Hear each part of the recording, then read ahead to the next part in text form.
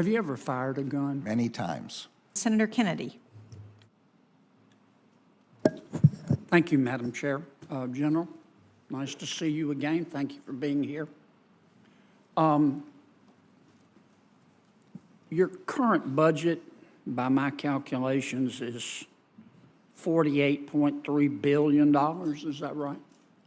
The budget request is for $37.8 billion, the FY25 budget, and that would constitute a 3.5% increase over But with mandatory spending, your budget's 48.3. Is that right? I don't have the number for including mandatory, but I'll certainly be able to get Okay. back to you for that. Well, let's take out mandatory. Yeah. Your discretionary budget right now is $37.8 billion. The FY25 request is for That's 37.8. not what I'm asking. I'm sorry? What's your current budget? Well, it's 3.5% less than that, so I can take out my calculator and do the math, but I don't have it in front of me. All right, well, let me put it another way. You're asking for an extra $467 million, is that right? In the increased amount of money that we're asking for, that's approximately right, yes. Okay. To your knowledge, in the past, let's say 40 years, has the Department of Justice ever come before Congress and said, we don't need any more? We're going to make it with what we've got in light of the fiscal circumstances in the country? I normally wouldn't want to speculate, but in this case, I can't imagine that the Department of Justice, facing increasing threats every year, violent crime, threats to our national security, drug trafficking threats, Is that a no? I don't know the answer, but I think it would be surprising if the department ever asked for less money. I think that Okay. would be not responsible. You talked in a little bit in your testimony, General, about guns, and you've been very outspoken about the need for more gun control. With respect, and if you don't mind me asking, do you own a gun? I don't. Okay. Have you ever fired a gun? Many times. Okay. Do you have 24-hour security? I do. Okay. Let me ask you about fentanyl, because that's a huge problem, and I know you're worried about it, as are we. And we've, of course, got a problem with the precursor chemicals coming into Mexico to the Mexican cartels who manufacture the fentanyl and send it into the United States. Isn't a big part of the problem that if you took the Mexican drug cartels and turned them upside down and shook them, that President Lopez Obrador would fall out of their pockets? Well, I'll leave the metaphor aside. The department has said that we do not have an investigation of the President of Mexico. Do you think President of Mexico is our friend? We need cooperation from Mexico. Mexico has been somewhat cooperative with respect to our fight against the cartels, not as helpful as I wish they were, but without their cooperation, we can't be successful in destroying the cartels. Why wouldn't the president go to President Lopez Obrador and say, no offense, but the fentanyl problem is killing Americans. The illegal immigration problem is hurting Americans. If you don't cooperate with us, and he clearly hasn't been, and he's not afraid of us, we're going to implement tariffs on Mexico until you do.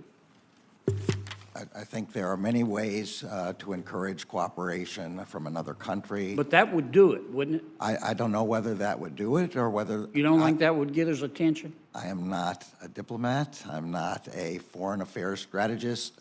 I know we need their support and cooperation. Yeah. I don't know whether that would be positive or negative. So we just ask politely.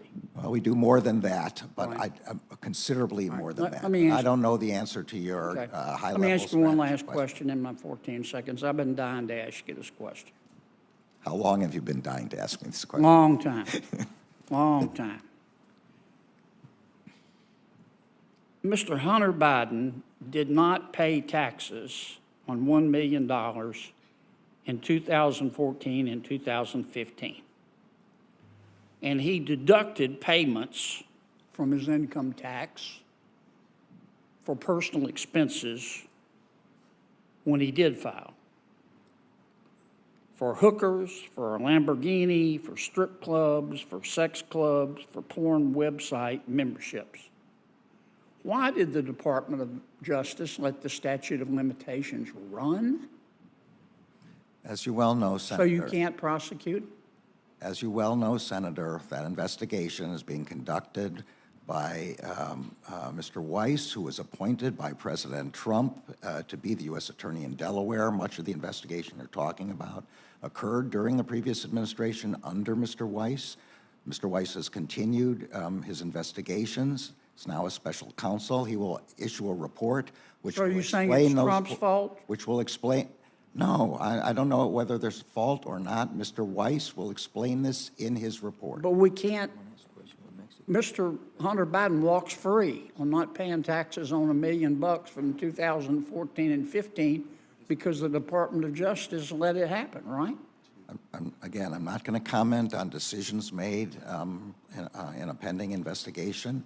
In the end, Mr. Weiss will issue a report. I will provide the report to Congress. You will be able to question Mr. Weiss as to his reasoning, and he will be able to defend his reasoning. Would you come with Mr. Weiss when he does that? I'm not going to know the intricacies of Mr. Weiss' investigation. There would be no point. It's Mr. Weiss who's responsible for this investigation. But you were head of the Department of Justice. Yes, and I've appointed him as special counsel so that he can independently investigate this matter. Senator Collins. Thank you, Madam Chair. Welcome, Mr. Attorney General. I very much appreciated hearing the update on the effectiveness of the straw purchasing and gun trafficking provisions that Senator Heinrich and I authored, and so I won't have to ask you about that issue. I do want to turn to a very serious and confounding problem that the state of Maine is experiencing, particularly in our rural communities. Chinese nationals are establishing and operating illegal marijuana growing operations. I first raised concerns about this problem in June of 2022. Thanks to the work of some enterprising Maine journalists, we now know that there are more than 200 such operations operating in houses across our state. And by the way, those houses are forever ruined by the operations, and that contributes to our housing shortage as well. Last month, I asked the FBI director about this matter during his open testimony before the Senate Intelligence Committee. While the director cited the FBI's efforts to support task force and secure indictments, he was unable to answer a fundamental, troubling question, and that is, why is China sending its citizens, sneaking them into the country to open illegal marijuana operations in rural Maine communities? Just recently, 3 Chinese nationals were apprehended as they crossed the border illegally in northern Maine. Now, we've had a tremendous effort by state, county, and local law enforcement to identify and start shutting down these illegal operations. But there are very clear federal interests here, particularly with respect to national security. 2 days ago, your Office of Legislative Affairs finally responded to 4 inquiries that I had sent to the department on this topic. But unfortunately, the response letter provided almost no substantive information on whether the department is making this a priority, working with state, local, and county law enforcement, and exploring the national security implications. And I do recognize there's a limit to what you can say in a letter of that sort. But General Garland, what are the Criminal Division, the National Security Division, and the U.S. Attorney's Office in Maine doing to address these illegal growing operations? And in particular, what are they doing to support the tremendous but under-resourced effort at the state, county, and local level? Senator, you've raised a serious problem. It's not only a Maine problem. So DEA is reporting that there are transnational criminal organizations in some 20 states that are, it's not so much grow houses, but illegal marijuana grows.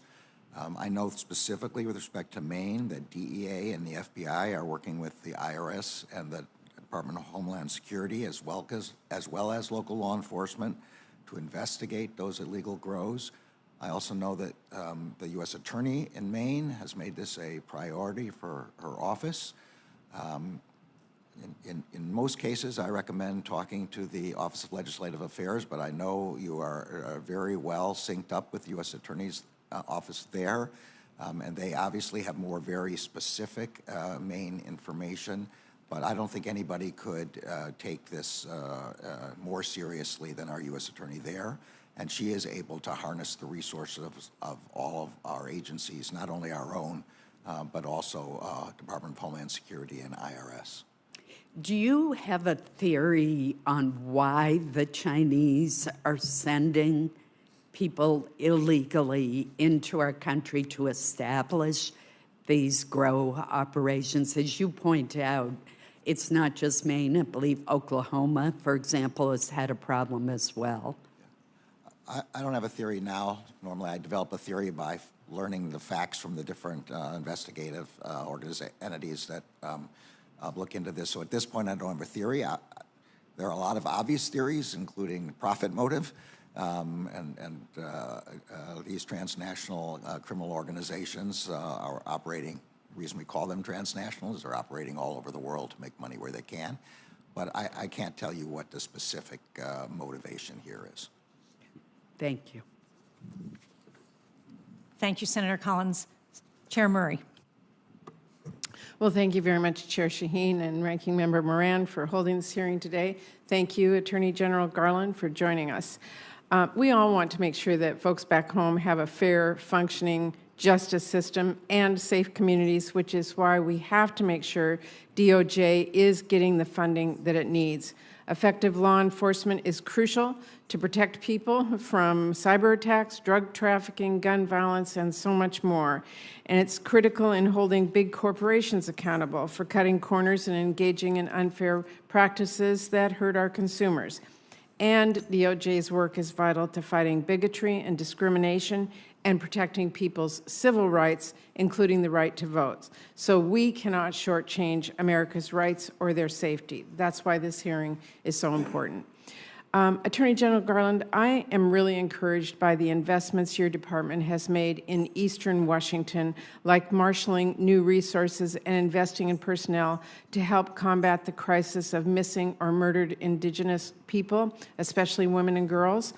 DOJ recently launched an MMIP regional outreach program, which allowed our U.S. attorneys for Eastern Washington to add an assistant U.S. attorney to their office who is dedicated to prosecuting those types of cases in the Northwest.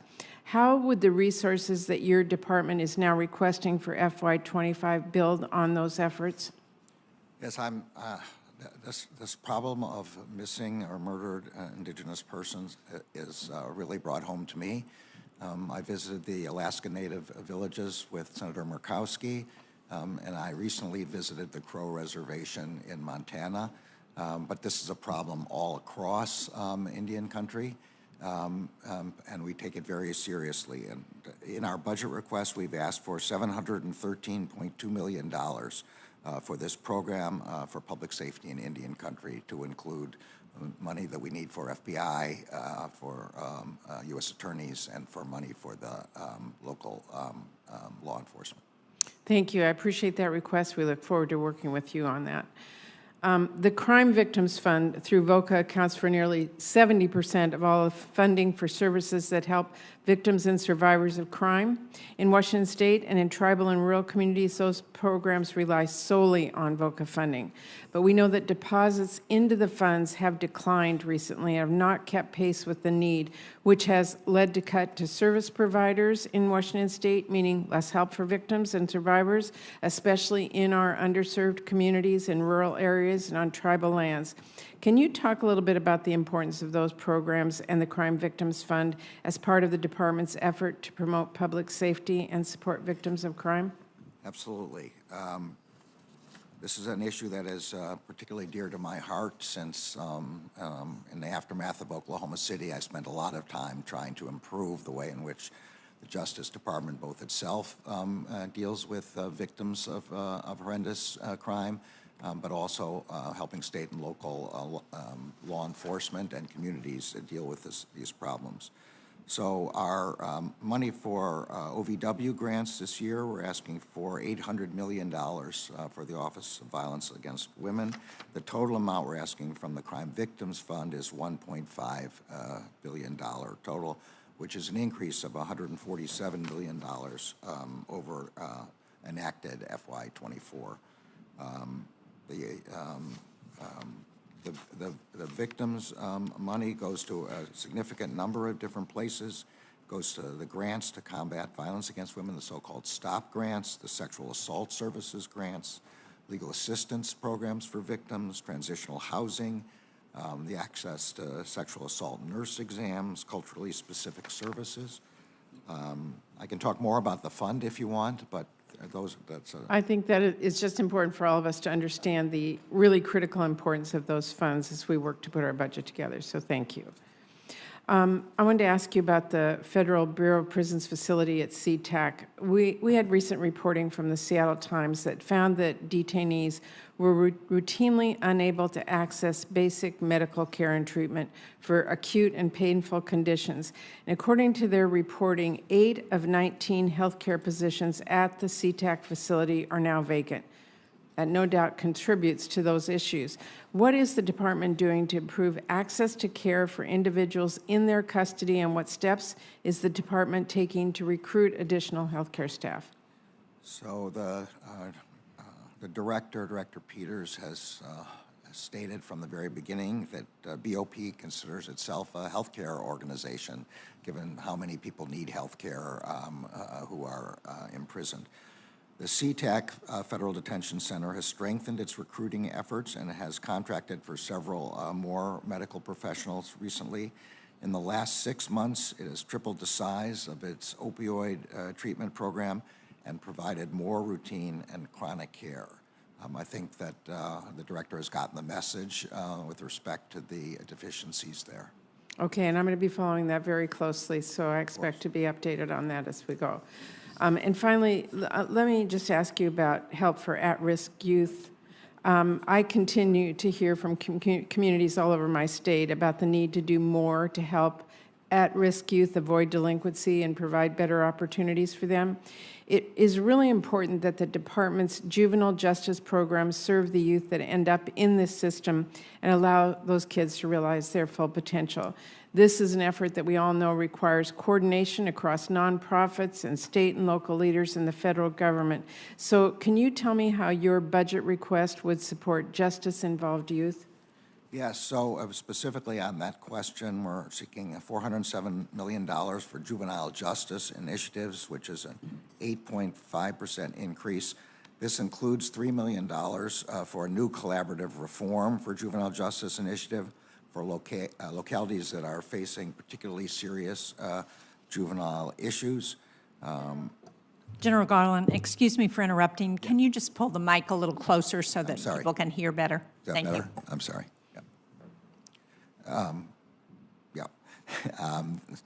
The total budget we're requesting is $690.8 million to protect children in a variety of programs, Office of Justice programs, grants, the Office of Justice Program Stop School Violence grants, and the other matters that I've already mentioned. Okay, this is a critical program, and we continue to be looking at that, so thank you. Senator Murkowski. Thank you, Madam Chair. Mr. Attorney General, welcome. Good to see you again. Thank you for the trip last summer where you had an opportunity to kind of get a little summary on the ground of some of the law enforcement, public safety issues that we face primarily in rural Alaska. I appreciated that Chair Murray had highlighted murdered, missing Indigenous persons. The work that your teams are doing, working with us in Alaska, is very, very important. Also appreciate the keen focus here in this committee and the subcommittee on fentanyl. I wish that I could say we're far enough away that we have escaped, but our smallest of the small rural villages are being targeted because you can sell this poison there for 10 times more in a village like Quinnahock or Togiak than you can in even Anchorage. So we all need to keep leaning in on that. Back to the issue of tribal justice. When you were there, we had good conversations. I think that was very important. We've seen some measurable progress on cross-deputization agreements between the state of Alaska and tribes relating to law enforcement. We've got the Not Invisible Commission report recommendations that are giving us a little bit of a template here. But I am a little concerned in terms of the follow-on from your visits insofar as what more we can do to address the public safety issues. We've asked for some updates. We haven't gotten a lot, and I don't want to be in a situation where these villages, whether it's Galena or Huslia or really any place, feel that you came, you saw, and then there hasn't been the follow-on. We've got a lot of work I think we know that we need to do to implement VAWA 2022 and the Alaska Public Safety Pilot. So I would ask that you and your team can provide us with recommendations for improving the funding opportunities for our Alaska Native communities in the short term here. If we can do this within the next 30 days, that would be great if you have legislative proposals. But we want to keep the momentum going. I know that you committed to me. Your teams are working on that. But if there are legislative proposals, again, we want to try to put some of these in the pipeline. Well, we're very happy to do that. I will say that it was a real eye-opening experience for me, as you told me it would be, to be on the ground there and to see the difficulty of transportation between one village and another, and the difficulty law enforcement has of reaching a village, and the really inexcusable fact that there really isn't sufficient law enforcement in any of the villages. I can give just one update. I would say as a result of my visit, I've been pressing for money for special tribal jurisdiction. And this budget request includes a plus $14 million from FY24 for special tribal criminal jurisdiction. And I would say it's a consequence of what I saw in Alaska.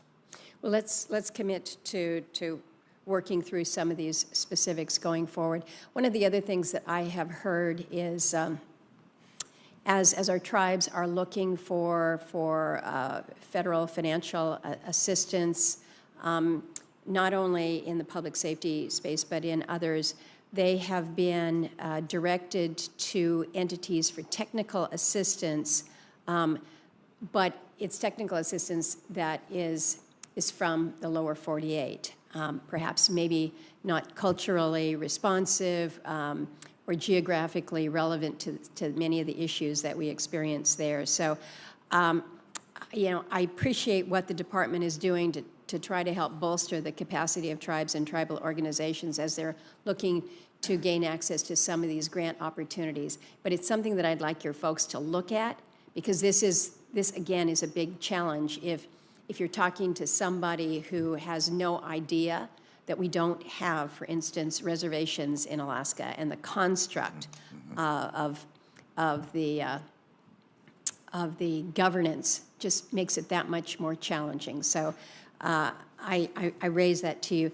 I want to comment very quickly on what Chair Murray had raised about the Crime Victims Fund. You outlined the benefits of it, but I will tell you, I am very, very concerned that we're going to be in a situation where if additional fines, fees, penalties from other sources aren't redirected to address the shortfalls, so many of these organizations that just are working so hard, they're burning out, they can't deal with this year-to-year challenge because they simply don't have the resources. And it's not only in the Crime Victims Fund, it's the impact that we're seeing with our child advocacy centers. Many of our COCs have been using additional funding for their base operational costs in addition to VOCA cuts.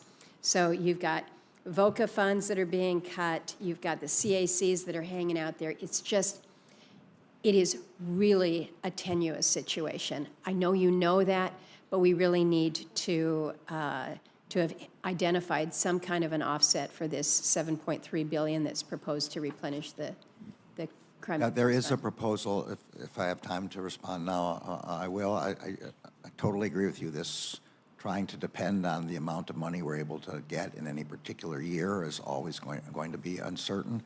The administration's proposal in the budget, I don't think there's legislative text yet, would take effect in 2026, provide $7.3 billion in mandatory appropriations over 5 years to replenish and stabilize the fund.